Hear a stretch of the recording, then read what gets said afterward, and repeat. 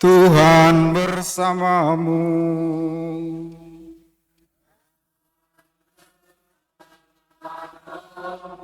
Inilah Injil suci menurut Matius.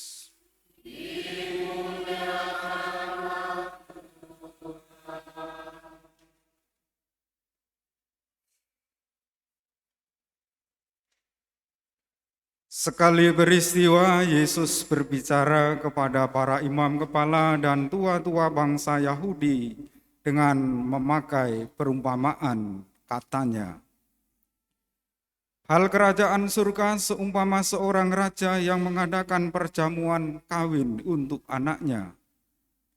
Ia menyuruh hamba-hambanya memanggil orang-orang yang telah diundang ke dalam perjamuan kawin itu, tetapi orang-orang tidak mau datang.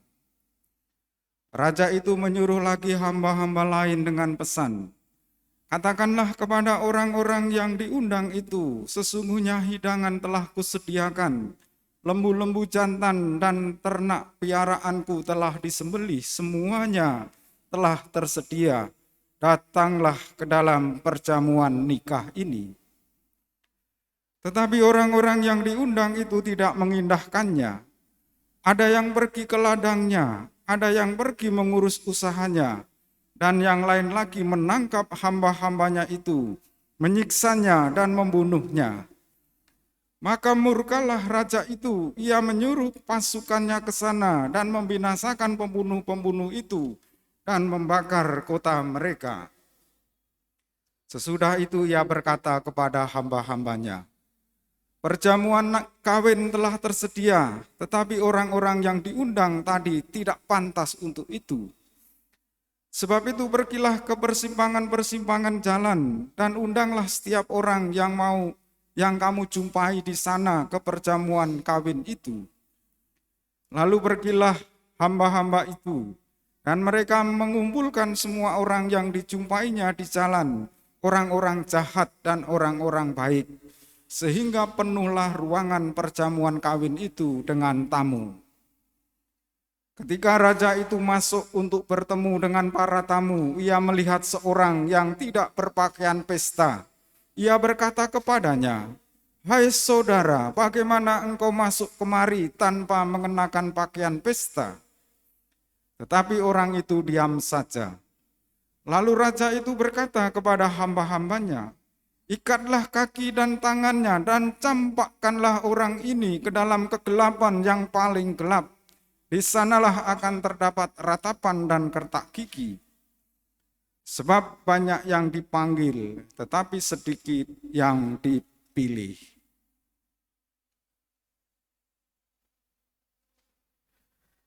Demikianlah sabda Tuhan.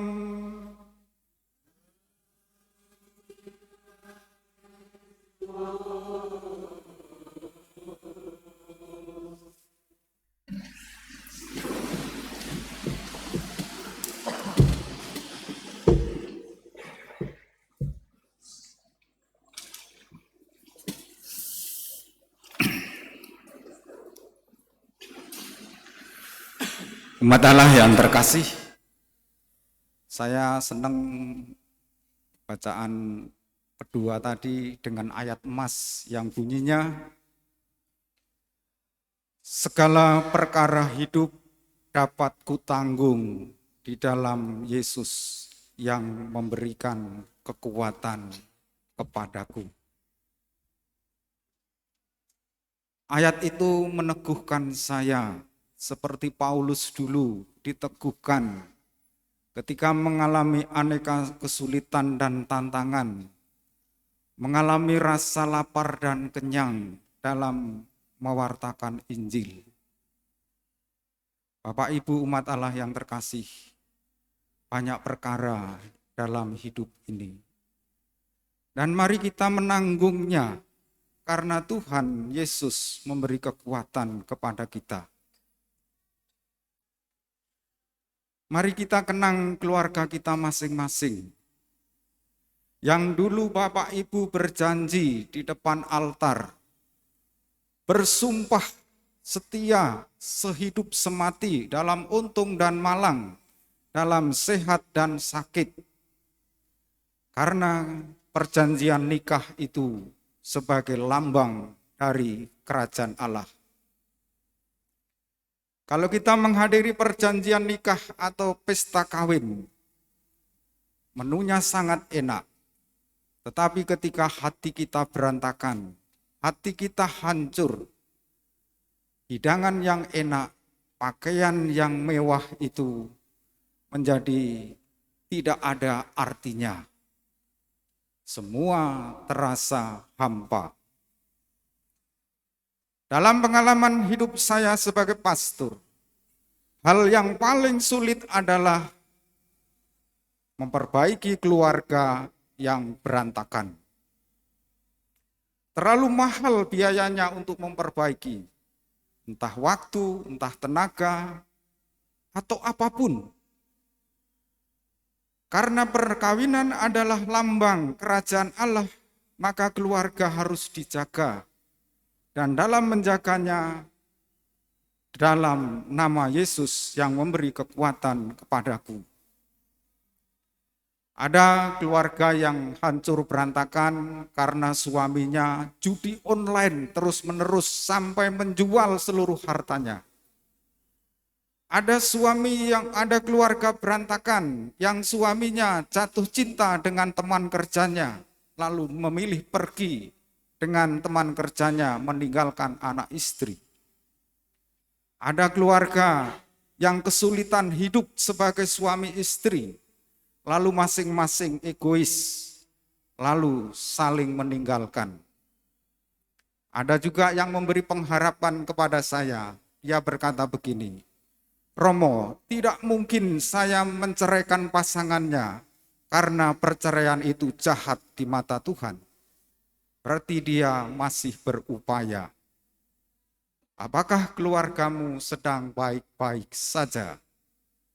Sekarang ini sedang ramai di media sosial tentang NPD, penyimpangan psikologi, narcissistic personality disorder. Orang yang hidupnya seperti benalu, orang yang hidupnya tidak bertanggung jawab, orang yang hidupnya mau menang sendiri. Kalau masih masa pacaran, lebih baik pergi dari orang-orang yang menderita MPD. Dan apakah Bapak Ibu sedikit banyak ada gejala-gejala NPD dalam pribadi masing-masing? Umat Allah yang terkasih, mari kita menghayati hidup ini sebagai perayaan seperti kita menghadiri pesta perjamuan nikah. Dalam Injil tadi, yang sang raja dengan memohon supaya semua orang diikutkan dalam perjamuan itu. Tetapi permohonan itu dihadapi dengan aneka penolakan. Dan penolakan itu memisahkan dan menjauhkan mereka satu sama lain. Kita jangan sampai menolak sesama kita. Dan penolakan itu membuat sang raja hampir putus asa dan merasa pestanya bakal gagal total. Tetapi ia tidak menyerah. Pestanya kemudian dibuka bagi siapa saja. Akhirnya dalam Injil dikatakan ada orang yang tidak mengenakan pakaian pesta. Tidak mengenakan pakaian pesta berarti datang tanpa sungguh mau mengikuti perjamuan pesta. Hanya sekedar hadir, tidak ada komitmen. Mari kita mengenakan pakaian pesta, Bapak Ibu, dalam menjalani kehidupan sebagai keluarga. Penuh kasih satu sama lain dan sabar dalam mendidik anak-anak. Tidak mengenakan pakaian pesta berarti hidup dalam persimpangan jalan, dan itu akan membuat berantakan.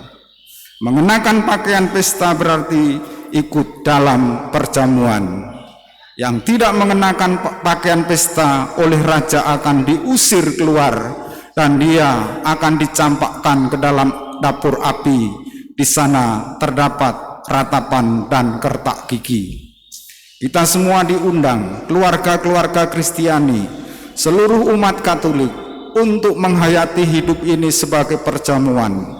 Di sana berarti ada kegembiraan, ada kebahagiaan, ada sukacita, karena Allah ingin kita bahagia, Allah ingin kita bersukacita dalam menjalani hidup sebagai orang beriman. Semoga keluarga-keluarga Kristiani semakin lama semakin setia, semakin lama semakin saling mengerti, dan memaafkan rasanya harus menjadi irama hidup setiap hari. Hendaklah kamu hidup dengan penuh kasih, dan seluruh perkara hidup ini mari kita katakan seperti Paulus tadi, segala perkara hidup dapat kutanggung di dalam Yesus yang memberi kekuatan kepadaku. Kita berdiri, kita berbaharui iman kita.